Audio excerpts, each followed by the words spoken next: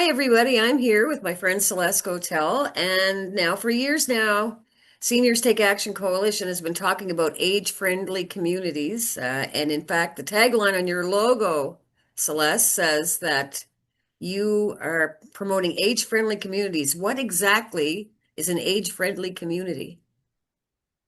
Well, good. Thanks for asking that question, Becky. It's always great to be working with our partners at Tullio Community Television to support the work that Senior Take Action Coalition does.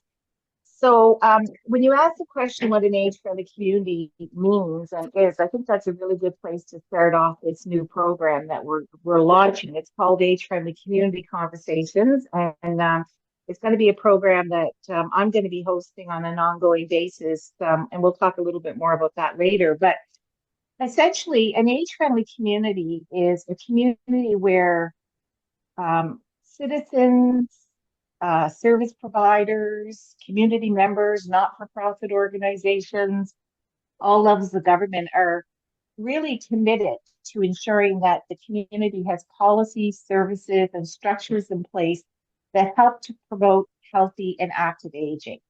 So because Richmond County has such a high percentage of older adults, 46% being over the age of 55, it's really important that we set up our community so that seniors can have a good quality of life and can age well in place or in their community. So there are different components to an age-friendly community that look at different areas. So one is how our outdoor spaces and our buildings are set up. Or are they set up in such a way that older adults are able to kind of actively participate in those things?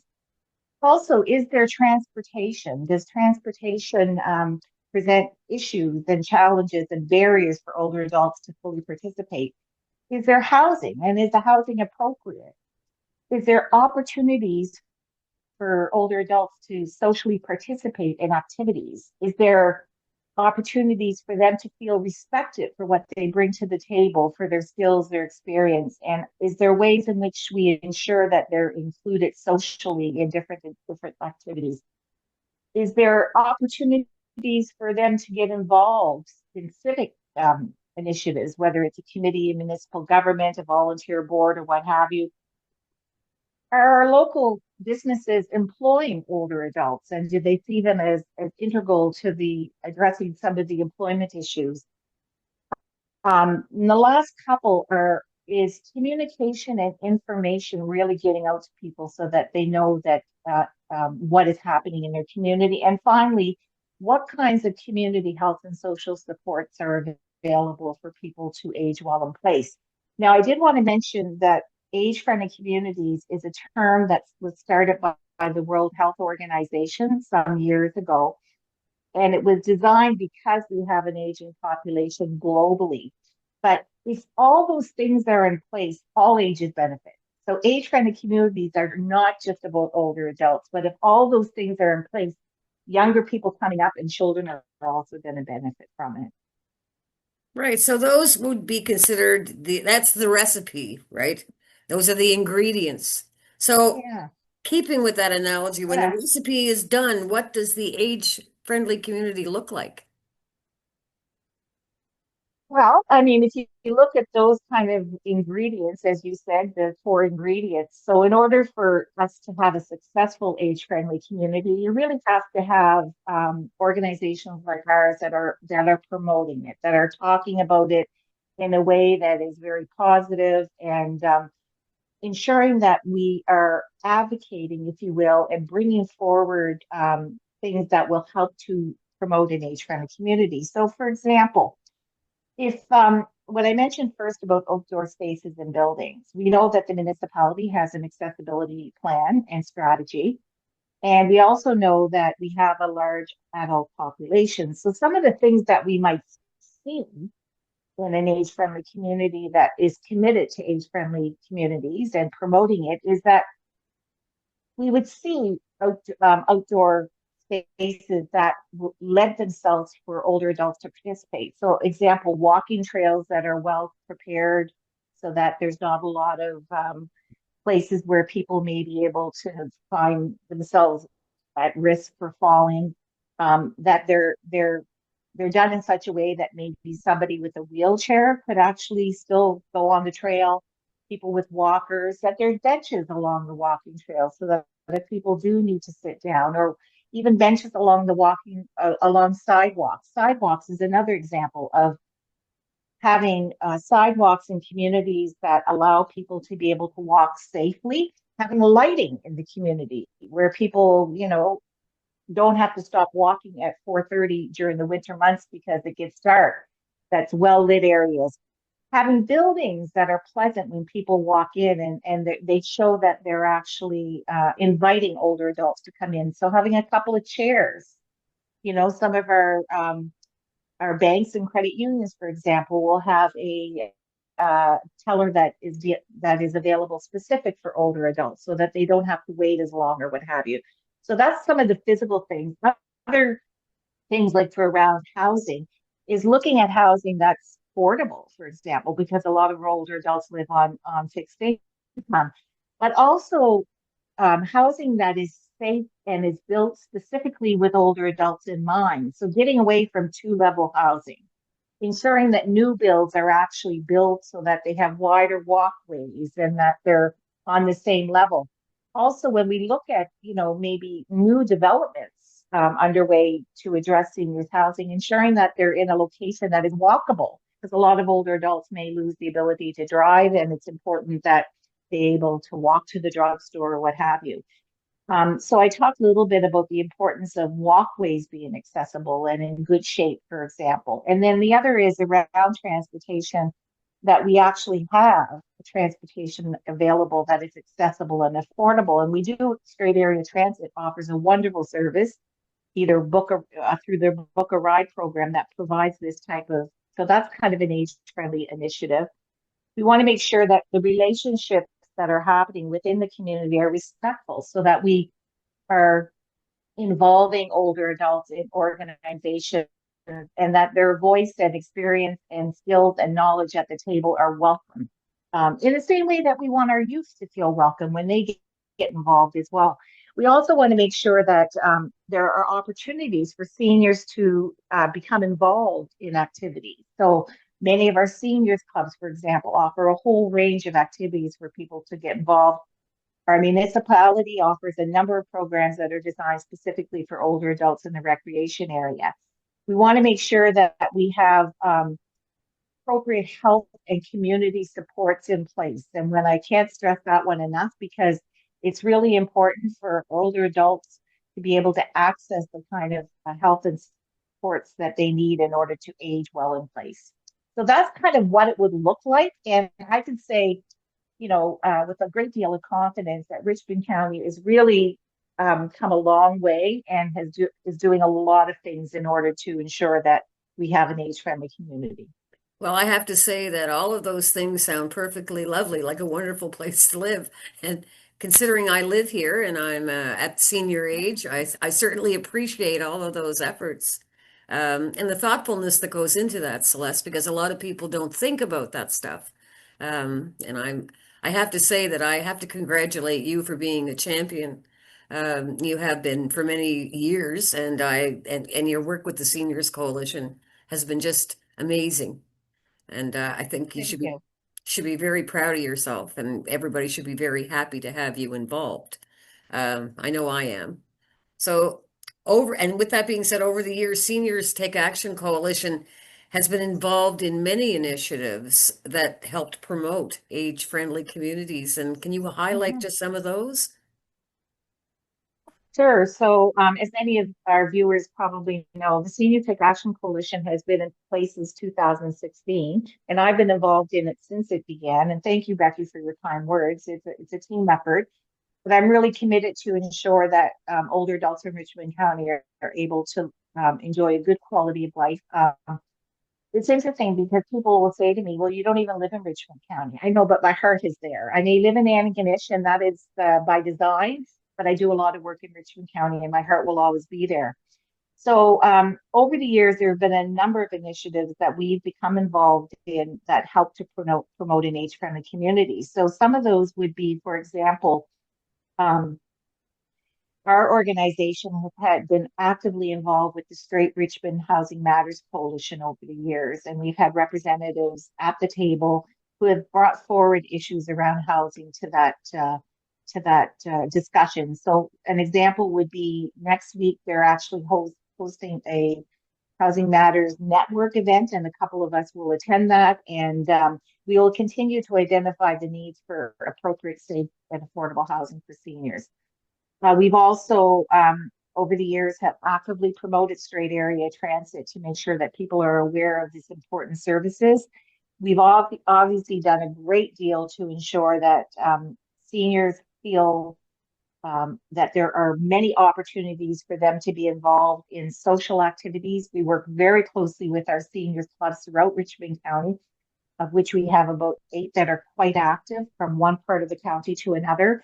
And we often work in partnership with these groups to actually organize events, whether they're intergenerational programming or lunch and learn series or just different types of events. We've hosted a number of conferences over the years that have brought forward information to older adults so that they're more knowledgeable. I think a couple of the things that we're especially proud of around the domain that we call uh, community information, for example, and communication is our Better with Age newsletters. So that is something that we've been doing for 4 years that we produce quarterly, and that not only showcases the important contribution of older adults, but brings them a lot of information about what they need to know. We also produce the calendar, which is something that we've been doing for about a year and a half now. And many of you may have seen my other program, which is called What's Happening, and that is featuring the weekly calendar of events of things that are interest. So again, this is an opportunity so that people know what's going on in their community. We've also, over the years, have worked very closely with our municipal partner to ensure that more and more information is available to older adults. And because of that, they actually added a seniors resource section right on their website, of which we provide them with a great deal of information. So if you go on their website under residents, there's a dedicated section called seniors resources, and we're able to provide information. We have a very active Facebook social media presence with over 800 members, and I post on that daily to inform people about what's happening. Everything from when the emergency room is closed at the Straight Richmond Hospital to this week happens to be mental health week. So I'm posting something every day. So those are some of the ways that we continue to promote an age-friendly community. Um, Another example is we brought forward to the municipality the importance of having a voluntary vulnerable sector check. And we brought that up at municipal council. We followed that up with a letter. And we're very pleased to see that the municipality now has rolled out this new program. So these are the kinds of things that we kind of advocate for, champion, and organize on behalf of older adults. So that gives you a bit of an idea. Right. Wow. You've done a lot, but I'm sure there's lots more to be done. Um, I think it's great actually that the seniors have such a presence uh, and a say in things. You know, I think it's important to have their voices heard because they know things that others don't know, and the younger people can definitely learn a lot from them, and that's great. Now, you're launching a new program, the Age-Friendly Community Conversations, um, that's creating a space to have more conversations. So why is this important? Things that we are fully aware is that not everybody accesses Facebook. And we also know that we have a wonderful resource in our community called Tilio Community Television, which many older adults watch faithfully. And I do say so. I don't think it's used near enough as it could be. So I think that this is the way in which we can ensure that we can get information out to seniors. So age-friendly community conversations is going to be a regular program. It's always going to be done on Zoom this way, simply because I live in Antigonish and it's not possible for me to get into the studio. But my plan is to invite guests on an ongoing basis to talk about all things that are related to age-friendly communities. So it could be I could be inviting somebody from the VON to talk about their Meals on Wheels program. I could be inviting one of the presidents of the seniors clubs to talk about what activities they're doing. I could be inviting a local Nova Scotia health social worker to talk about what services they offer. I could be inviting somebody from Housing Nova Scotia to talk about the grants that they have available. Who I invite to join me will depend on availability, how much time I have, um, but it'll all be about topics of interest to older adults so that they're sitting at home and they happen to be watching Teleo and they can become more knowledgeable about what's going on. So really it's another means to get information out there for people who don't ordinarily check Facebook or don't necessarily have internet connection and just want to become more informed. Well, I think it's going to be a great program, Celeste. I have, I'm sure there'll be many, many very important topics covered. I know you well enough to know that you will do your research. Um, Now, you also have an event coming up on May the 28th, the second annual Community Health and Wellness Showcase. Expo is an expo of community service providers for older adults in Richmond County. So, can you tell us more about that and how that is promoting an age-friendly community? Absolutely. So, as I indicated, one of the most important things for an active and a healthy age-friendly community is that people know about what services are available in their community. So, a year ago, we hosted an event conference, and part of the conference included a 45-minute segment during kind of just before lunch and over the lunch hour where we invited a number of community service providers to come and set up a table so that people could walk around and learn more about what was available in the community. Well, the feedback we received from that was that it was great, that it needed to be longer. So this kind of led us to doing a second annual. So right now, Senior Take Action Coalition was funded through Age Friendly Communities to have this, what we're calling a senior center without walls. And the reason we call it a senior center without walls is that Seniors Take Action Coalition doesn't have a building. We're not a seniors club. We're an organization that kind of represents a wide range of interests. So what we do is we bring things to the community. We work with the community in order to be able to offer programming. Recently, Richmond County was involved in a very extensive research project called the Acting Collectively Project. And actually, there's going to be a session on that coming up on May 22nd, and I'll be interviewing somebody in the first show. The researchers, my first show for age-friendly communities, will talk about that, and we'll be airing that. So if people want to partake in that, they can. But that particular research project was very informative in that the folks that were interviewed and that were participated were able to identify through their interviewing process the kinds of resources that they would need to connect with in order to address the health concerns that they brought forward. So what that told us is that there is a huge need for people to know what services are available. So it is for this reason, and because folks told us last year that they wanted this to be longer, that we planned this event. So this event is from 10 to 2, and it's on May 28th, and it's going to be at the Louisdale Hall. Parish Hall. It's free. It doesn't cost anything. It is designed for older adults. It doesn't mean that people who are not older adults can't attend, but that is kind of the focus of it. And the idea is that we've got about 30, more than 30 organizations who have committed to come, and they will be setting up a table, everything from the municipality of the County of Richmond to the Nova Scotia number of Nova Scotia health employees, social workers, the dietitian, the occupational therapist. We've got somebody from Aging Well Nova Scotia coming, the Réseau Santé, which is the French organization. We've got the Almadam Garden Club. We've got the Dr. Kingston Center, Richmond County Literacy, the Community Health Board. We've got Cape Breton Family Resource Place, Cape Breton South Recruiting for Health.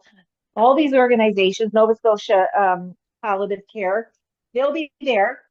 People can come anytime between 10 and 2 p.m. And they just wander around and they chat with folks and get information. So we will have refreshments available. So if you happen to come between, anywhere from between 10 and 12, you'll be able to have a coffee at our little cafe that we're going to set up, and fruit or whatever. We'll also, anybody that chooses to come over the lunch break, we will have some sandwiches. Very informal. We've partnered with the Straight Area Transit this year, which we're really excited about, which means that we'll be able to offer free transportation from key locations in St. Peter's and in Ayrshire.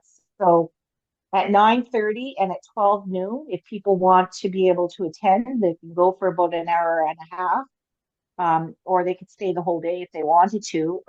All they have to do is call Straight Area Transit and request that they participate in the Book a Ride program. Let them know that they're planning on attending this event. And all they have to do is get to the New Horizons Club or to the Bonnie Bray Seniors Club in St. Peter's in order to participate. And again, that is offered as a courtesy.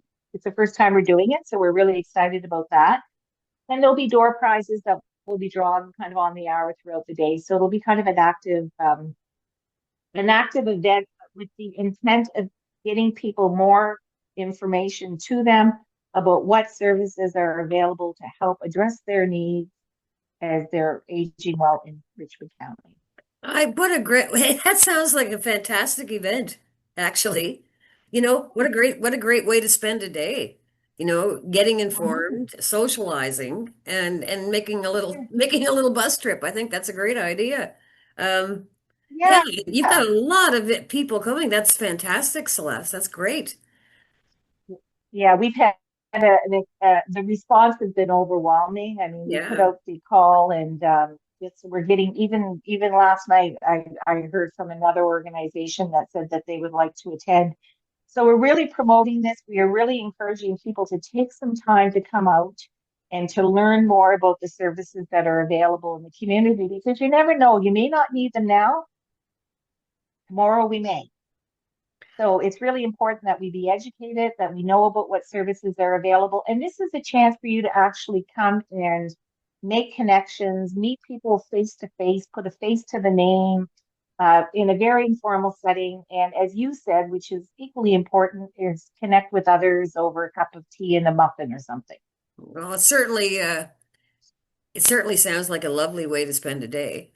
Actually, I have people calling Tellel all the time, older people asking me about if I know where different services, where they can get different things. And I always try to point them in the right direction, but I don't always know the answer.